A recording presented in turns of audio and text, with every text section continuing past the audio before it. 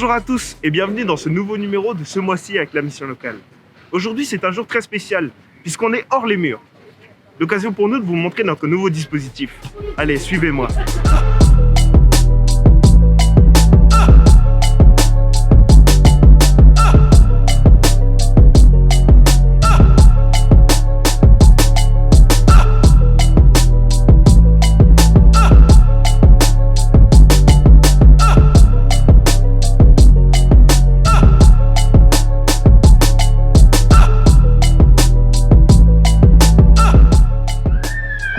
Nous sommes actuellement sur la place de la République à Poissy.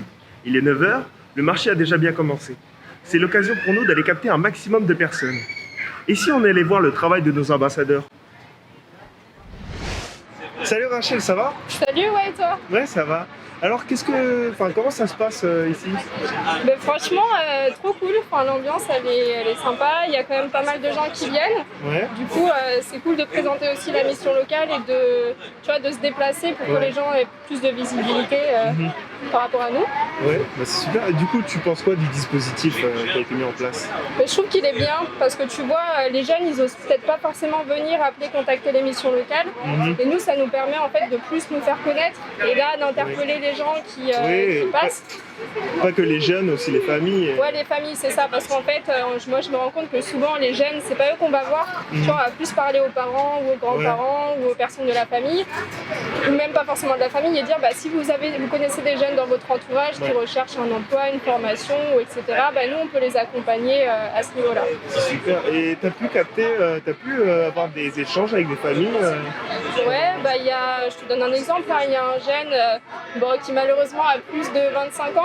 Oui. Donc ça ne le concernait pas lui, mais je lui ai demandé s'il avait quelqu'un dans son entourage à qui la mission locale aurait pu être intéressante, tu vois. Il m'a dit que oui, et je lui ai parlé, je lui ai dit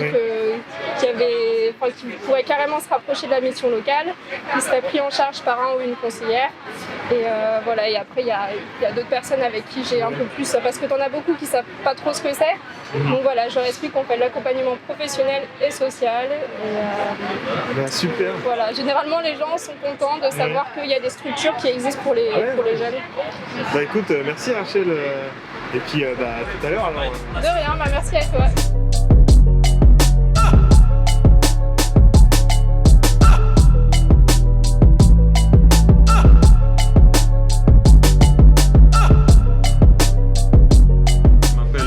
Hariri, société Isol School, donc c'est une société de formation dans les métiers de l'isolation du bâtiment. Actuellement, nous sommes basés à Conflans-Sainte-Honorine. On a créé cette école pour réussir à redorer un peu le blason des métiers de l'isolation dans le bâtiment et à réussir à faire monter en compétence ce métier pour pallier au maximum aux désordres qui sont constatés sur les différents chantiers et du coup de pouvoir finalement livrer des exécutants, pouvoir former des exécutants qui soient opérationnels et qui exercent leur métier en toute connaissance de cause.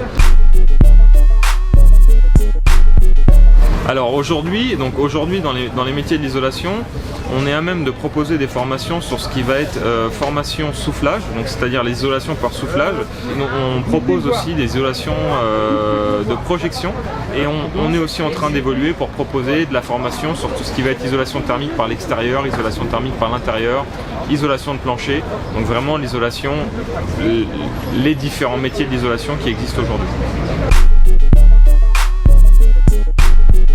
Donc aujourd'hui, dans un premier temps, on propose des formations qui se déroulent sur une journée à 2 jours. Donc ça, on est en train de le faire évoluer sur 5 jours à 10 jours. Mais aujourd'hui, en fait, les formations sont proposées à des gens qui sont déjà sensibles au métier de l'isolation, soit qui sont en poste actuellement, soit qui l'ont été. Et finalement, là, la majorité des demandes émanent de sociétés qui ont un besoin de faire monter en compétences, qui veulent avoir des piqûres de rappel pour leurs employés. Et donc, ces employés nous sont envoyés une journée à 2 jours, mais en majorité sur 2 jours. Et donc, en fait, lors de ces 2 jours, on vient aborder un volet qui sera un volet théorique et un volet pratique, vraiment sur la mise en œuvre pure des différents procédés. Bonjour, donc je suis Anaïs Rollet de l'agence Humando. Humando est une entreprise de travail temporaire en insertion. On travaille uniquement avec les publics en insertion et on les accompagne pendant 2 ans pour les former et les faire monter en compétences afin qu'ils puissent trouver un emploi stable. Alors nous, par la force des choses, on travaille beaucoup avec les BTP, dans le secteur du BTP, parce qu'on travaille énormément sur les clauses d'insertion qui sont imposées par la mairie, par les départements. Donc nous, on accompagne les publics qui sont éligibles à l'insertion, donc c'est tous les publics de plus de 50 ans, les personnes de moins de 25 ans, les demandeurs d'emploi de longue durée, donc entre 1 an et 2 ans, et les bénéficiaires du RSA, les publics aussi travailleurs handicapés. Quand on les aide à définir leurs projets, on les accompagne sur des points tant professionnels que sociaux. S'ils ont des difficultés de logement, on peut les accompagner aussi. On fait des actions de formation sur des projets qui peuvent les intéresser et on peut aussi les aider à passer des habilitations, des CACES et pouvoir en fait trouver avec eux un projet professionnel qui leur plaise. Alors, on a soit nous un centre de formation au sein du Humando qui peuvent en fait leur délivrer des contrats pro, beaucoup dans le secteur du BTP, plombier, électricité, agent polyvalent du bâtiment. Soit sinon, on peut trouver nous-mêmes des centres de formation pour n'importe quelle formation et on prend en charge les financements.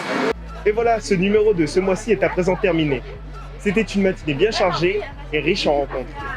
On espère que ce numéro vous a plu. C'était Axel Brignon, à bientôt.